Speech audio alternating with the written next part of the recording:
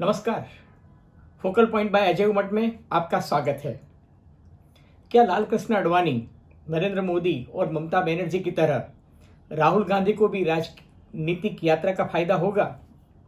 आडवाणी जी ने सोमनाथ से अयोध्या तक की यात्रा निकाली थी, मुरली मनोहर जोशी ने एकता यात्रा निकाली थी, नरेंद्र मोदी जी ने गुजरात में गौरव यात्रा निकाली थी, ममता बनर्जी ने वामपंथियों के खिलाफ यात्रा निकाली थी, चंद्रशेखर ने भी कन्याकुमारी से राजघाट तक यात्रा निकाली थी। तो ये यात्राओं का इतिहास जो है वो बड़ा दिलचस्प है। उसके बारे में आज विगत से बात करेंगे कि राहुल गांधी को इससे फायदा होगा या नहीं होगा। लेकिन उसके पहले मेरी आप सबसे एक रिक्वेस्ट है कि फोकल पॉइंट बाय अजय उमट को सबसे ज्यादा लाइक कीजिए, शेयर कीजिए और सब्सक्राइब कीजिए। धन्यवाद। महात्मा गांधी के राजनीतिक गुरु गोपाल कृष्ण गोखले ने जब वो साउथ अफ्रीका से वापस आए तो उनको ये एक सलाह दी थी और उनको कहा था कि भारत की संस्कृति, भारत की प्रजा, वो उनके क्या प्रश्न है, प्रजा क्या चाहती है, ये सब अगर आपको जानना है तो पूरे भारत की एक यात्रा कीजिए। और यात्रा करते वक्त गोपाल कृष्ण गोखले जी ने महात्मा गांधी को एक सलाह दी थी। वो सलाह ये थी कि अपना आंख और कान खुला रखना और मुंह बंद रखना। कहने का तात्पर्य गोपाल कृष्ण गोखले जी का ये था कि महात्मा गांधी जी को एक नसीहत दी थी कि आप मेहरबानी करके भाषण मत करना, आप लोगों की बातें सुनना। और कहते हैं कि उस यात्रा की वजह से महात्मा गांधी को भारत के जो इश्यूज थे, रियल इश्यूज जो थे, वो समझ आए और उस यात्रा का इतना ज़्यादा फायदा हुआ कि अंग्रेजी सल्तनत जो थी वो बदहवास हो गई। यात्राओं का इतिहास दिलचस्प है, ऐसा मैं क्यों कहता हूँ? जैसे सोमनाथ से अयोध्या तक की यात्रा जो 32 साल पहले 25 सितंबर 1990 को लाल कृष्ण आडवाणी ने निकाली थी। आडवाणी जी ने सोमनाथ से अयोध्या तक की यात्रा क्यों निकाली थी? क्योंकि भारतीय जनता पार्टी के थिंक टैंक ने तब ये महसूस किया था कि विश्वनाथ प्रताप सिंह जो तत्कालीन प्रधानमंत्री थे, उन्होंने, लालू यादव ने, मुलायम सिंह यादव ने, उनकी ये रणनीति थी कि ओबीसी वोट बैंक जो है वो मंडल कमीशन के जरिए उसका फायदा जो है वो वीपी सिंह को मिल सकता है और उससे भारतीय जनता पार्टी को मार्जिनलाइज कर सकते हैं। क्योंकि उनकी ये सोच थी, उनकी ये रणनीति ये थी कि ओबीसी वोट बैंक के अलावा मुस्लिम और क्षत्रिय वोट बैंक जो है, यादव वोट बैंक है, वो उनको मिलेगी और उसकी वजह से भारतीय जनता पार्टी जो है उसको आप राजकीय हाशिए में धकेल सकते हैं। इसलिए भारतीय जनता पार्टी की थिंक टैंक ने ये सोचा कि हिंदुत्व की जो वोट बैंक है उसको अगर सुदृढ़ करना है तो राम मंदिर निर्माण और बाबरी मस्जिद वाला इश्यू जो है उसको धीमी आंच से पकाना चाहिए ताकि 1991 का जो इलेक्शन है उसमें हमको मैक्सिमम एडवांटेज मिले। और यही एक सोच थी कि सोमनाथ से अयोध्या तक की यात्रा जो है वो 25 सितंबर 1990 में निकाली गई। उस यात्रा से ये हुआ कि गुजरात से वो यात्रा शुरू हुई थी। गुजरात से लेके महाराष्ट्र, महाराष्ट्र से आंध्र प्रदेश, मध्य प्रदेश, राजस्थान, दिल्ली और बिहार होती हुए वो यात्रा 30 अक्टूबर को अयोध्या पहुंचने वाली थी। विश्वनाथ प्रताप सिंह, लालू यादव, मुलायम सिंह बड़े अपसेट थे इस यात्रा को लेके, लेकिन विश्वनाथ प्रताप सिंह जानते थे कि उनकी जो सरकार थी उसमें भारतीय जनता पार्टी का समर्थन था, इसलिए वो खुद उस यात्रा को नहीं रोक पाए। और आडवाणी जी ये चाहते भी थे कि अगर वीपी सिंह उनकी यात्रा को रोक लगाते हैं या उनको अरेस्ट करते हैं तो उसका बीजेपी को काफ़ी पॉलिटिकल एडवांटेज मिलेगा, इसलिए वो कुछ दिन दिल्ली में रुके और उन्होंने ये चैलेंज भी फेंका विश्वनाथ प्रताप सिंह को कि अगर आप चाहो तो मुझे अरेस्ट कर सकते हो। लेकिन वीपी सिंह ने काफ़ी शालीनता से ये जिम्मेदारी जो थी वो लालू यादव को दे दी। और मुझे याद है कि लालू यादव ने बिहार के समस्तीपुर में जैसे ही वो यात्रा एंटर हुई और लाल कृष्ण आडवाणी जी की अरेस्ट कर ली। हालांकि यात्रा अपने मुकाम पे चालू रही क्योंकि यात्रा का प्लान ए और प्लान बी निर्धारित था कि चाहे लाल कृष्ण आडवाणी जी की अरेस्ट भी हो जाए फिर भी यात्रा जो है वो चलेगी। लेकिन ये जो 10,000 किलोमीटर की जो यात्रा निकली, हालांकि वो रथ पे थी, राहुल गांधी की तरह पद यात्रा नहीं थी, लेकिन वो जो रथ यात्रा निकली उससे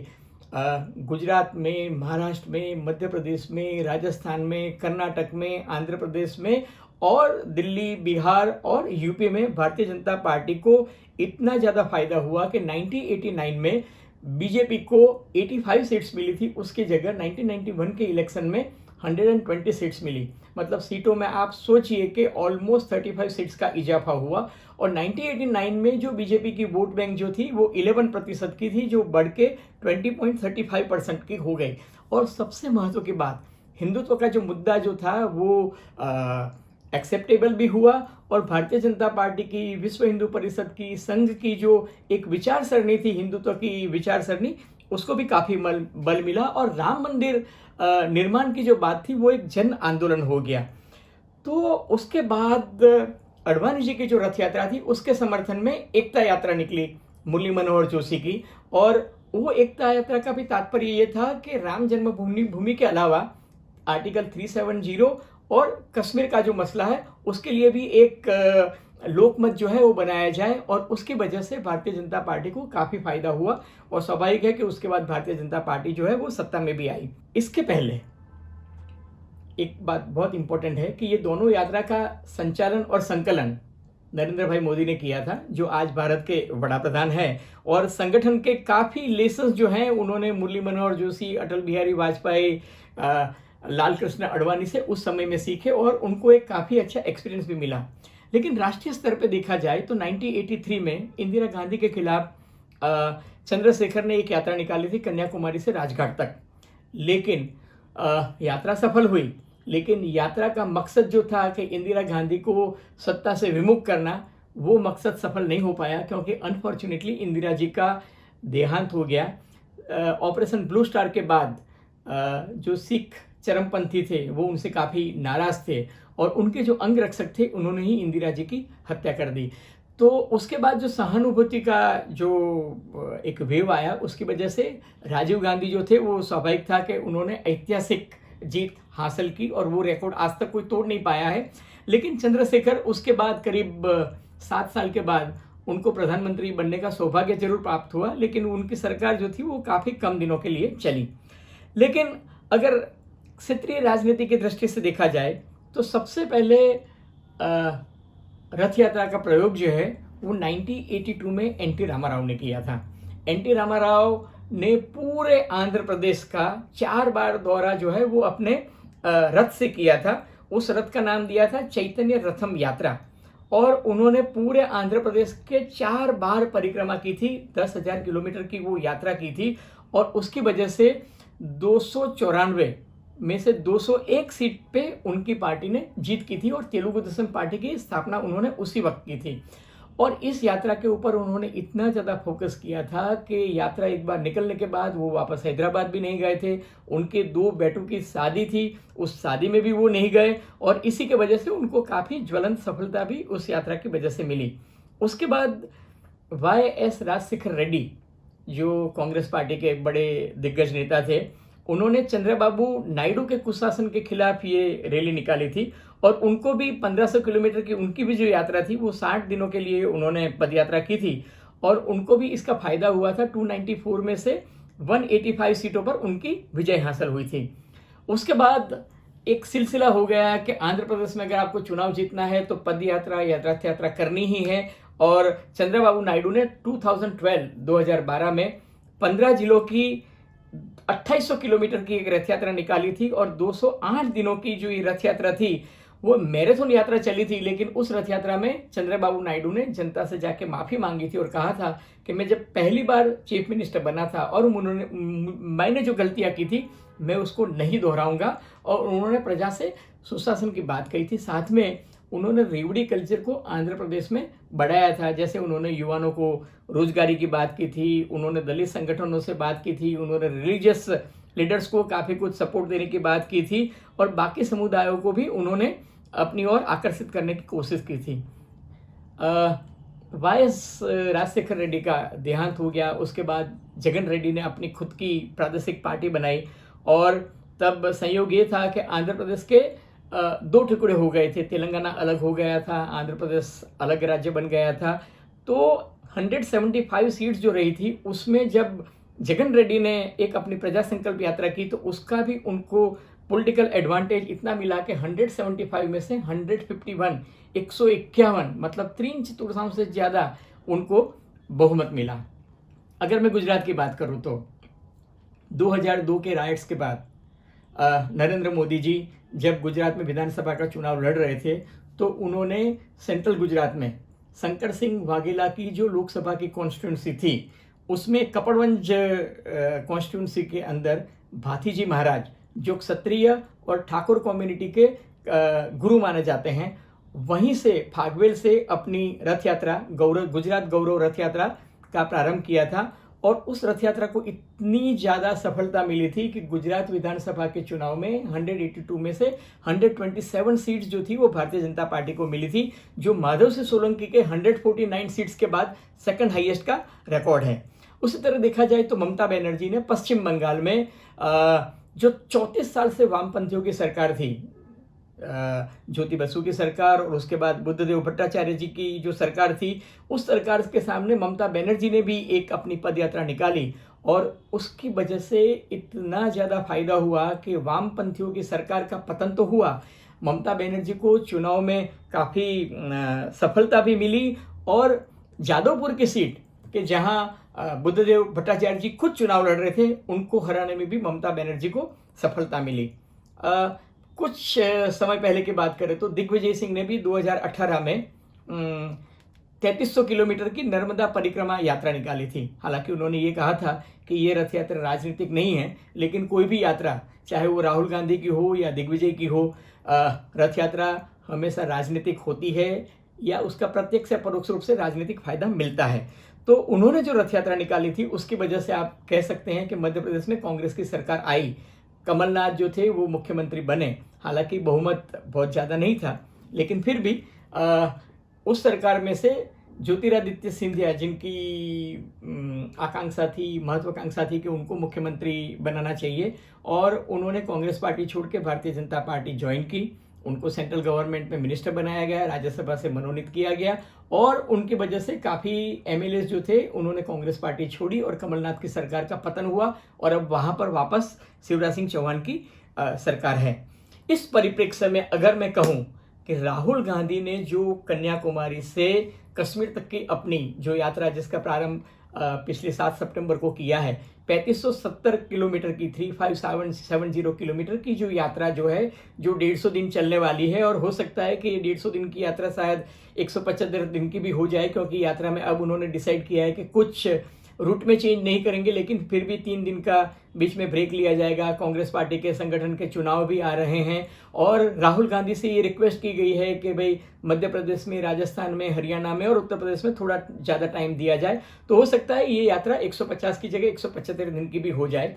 इस यात्रा का मकसद ये है कि राहुल गांधी अपने आप को, शायद वो कांग्रेस पार्टी के चुनाव में पार्टी प्रेसिडेंट की हैसियत से शायद चुनाव न लड़े, लेकिन उन्होंने अपने आप को पार्टी में एज एक्लेम्ड लीडर एस्टैब्लिश कर दिया है। वो जनता के बीच में जा रहे हैं, भाषण नहीं कर रहे हैं। महात्मा गांधी को जो गोपाल कृष्ण गोखले ने सलाह दी थी, वो सलाह का शायद पालन कर रहे हैं। वो आंख और कान खुले रख के ज़्यादातर भाषण नहीं कर रहे हैं और उस यात्रा का कांग्रेस पार्टी को अच्छा प्रतिभाव मिल रहा है केरल और तमिलनाडु में। बाद में ये यात्रा कर्नाटक भी जाएगी, मध्य प्रदेश जाएगी, राजस्थान, हरियाणा, दिल्ली होते हुए ये पंजाब और जम्मू कश्मीर तक पहुँचेगी।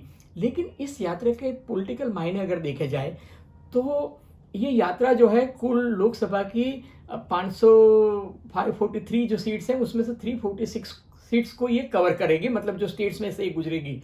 लेकिन 140 सीट्स इसमें से ऐसी है, ज़्यादातर देखा जाए तो कर्नाटका, महाराष्ट्र, मध्य प्रदेश, राजस्थान, हरियाणा, पंजाब, ये स्टेट्स ऐसे हैं जहां बीजेपी और कांग्रेस के बीच में सीधी टक्कर है। और पिछली बार का ट्रैक रिकॉर्ड देखा जाए, 2019 का ट्रैक रिकॉर्ड देखा जाए तो 140 सीट में से बीजेपी को 110 सीटें मिली थी और कांग्रेस पार्टी को सिर्फ 3 सीट मिली थी। तो राहुल गांधी सोचते हैं कि बीजेपी का जो ट्रैक रिकॉर्ड है या स्ट्राइक रेट जो है वो ऑलमोस्ट 100% है काफ़ी स्टेट्स में। जैसे राजस्थान में 25 में से 25 सीट मिली, हरियाणा में 10 में से 10 सीट मिली, मध्य प्रदेश में 29 में से 28 सीटें मिली। तो राहुल गांधी सोचते हैं कि अगर वो बीजेपी का स्ट्राइक रेट जो सैचुरेशन लेवल पे पहुंच गया है उसको कहीं वो प्रभावित कर सके अपनी यात्रा से, और कुछ माहौल बनता है तो कांग्रेस पार्टी को इसका एक पॉलिटिकल एडवांटेज मिलेगा। क्योंकि पिछली बार भारतीय जनता पार्टी का जो परसेंटेज था, वोट परसेंटेज, वो 50.6 था, जबकि कांग्रेस पार्टी का 29 पॉइंट समथिंग था। मतलब कांग्रेस पार्टी का all said and done vote share 29% जो है, जो कम नहीं माना जाता है राजकीय दृष्टिकोण से। इसलिए मुझे लगता है कि राहुल गांधी जो है अपनी इस यात्रा से एक पॉलिटिकल एडवांटेज भी लेना चाहते हैं और हो सकता है कि 2024 के चुनाव में उनको और खास करके कांग्रेस पार्टी को इसका फायदा भी हो, क्योंकि केरल एक ऐसा स्टेट है जहां पर डेफिनेटली कांग्रेस के सामने न भारतीय जनता पार्टी है, न केजरीवाल है, न ममता बनर्जी है, वहाँ वामपंथी दल है। और वहाँ मुझे लगता है कि पिछली बार भी कांग्रेस को काफ़ी फायदा हुआ था। राहुल गांधी खुद वहाँ से वायनाड से चुनाव जीते थे।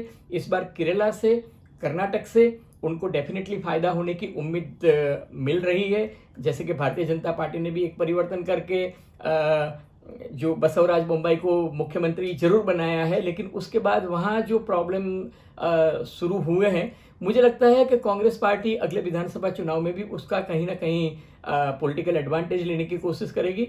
कुल मिला के आज की तारीख में जो ऑपोजिशन यूनिटी इंडेक्स जो बन रहा है, उसमें नीतीश कुमार और तेजस्वी लालू यादव ये जरूर चाहते हैं कि कांग्रेस पार्टी इस एरिया में स्ट्रांग हो, ताकि ऑपोजिशन यूनिटी इंडेक्स जो है वो मजबूत हो और नरेंद्र मोदी सरकार जो है उसके सामने ऑपोजिशन जो है वो एक चैलेंज खड़ी कर सके। कुल मिला के राहुल गांधी की व्यू रचना जो है वो 2024 के लोकसभा चुनाव के प्रति है। अगर वो विधानसभा चुनाव को गंभीरता से लेते तो उनकी यात्रा में गुजरात और हिमाचल प्रदेश शामिल होता, लेकिन ये नहीं है। और आज की तारीख में राष्ट्रीय स्तर पे जो माहौल बन रहा है, राहुल की ये रथ यात्रा शुरू हुई, उसके पहले नीतीश कुमार उनसे मिले थे, उसके बाद नीतीश कुमार ने तेजस्वी लालू यादव से मुलाकात की, उन्होंने शरद पवार से, ममता बनर्जी से, के चंद्रशेखर राव से, बाकी सब लोगों से जिस तरह से मुलाकात की है, मुझे लगता है एक ऑपोजिशन यूनिटी इंडेक्स बनाने की कोशिश हो रही है। और एक बात हमें जरूर याद रखनी चाहिए कि नरेंद्र मोदी सरकार के सामने अगर विपक्ष को एक होना है, तो जैसा कि नीतीश कुमार ने कहा और के चंद्रशेखर राव भी सम्मत हुए हैं कि बिन भाजपी, बिन कांग्रेसी मोर्चा सफल नहीं होगा, एक ही यूनाइटेड मेन फ्रंट होगा। और हो सकता है कि राहुल गांधी की सफलता और निष्फलता के ऊपर ही ऑपोजिशन यूनिटी इंडेक्स का पूरा मदार या दारोमदार है, क्योंकि कांग्रेस को माइनस करके कोई भी ऐसी योजना नहीं है जिसमें आप मोदी सरकार के सामने संपूर्ण सफलता पा सकते हो। और इसीलिए राहुल गांधी की इस रैली को कांग्रेस के अलावा भारतीय जनता पार्टी और बाकी ऑपोजिशन, खास करके क्षेत्रीय नेता जो हैं, बड़े केयरफुली देख रहे हैं। देखते हैं आगे क्या होगा। लेकिन अपने अगले एपिसोड में भारतीय जनता पार्टी की व्यू रचना क्या होगी उसके बारे में हम डिटेल में डिस्कशन करेंगे। आपसे अंत में एक ही गुजारिश है, ये फोकल पॉइंट बाय अजय उमट के बारे में आप अपना फीडबैक भी दीजिए। और इस चैनल को, ये एपिसोड अगर आपको पसंद आया है तो इसको लाइक कीजिए, शेयर कीजिए और सबसे अहम बात, सब्सक्राइब कीजिए। धन्यवाद।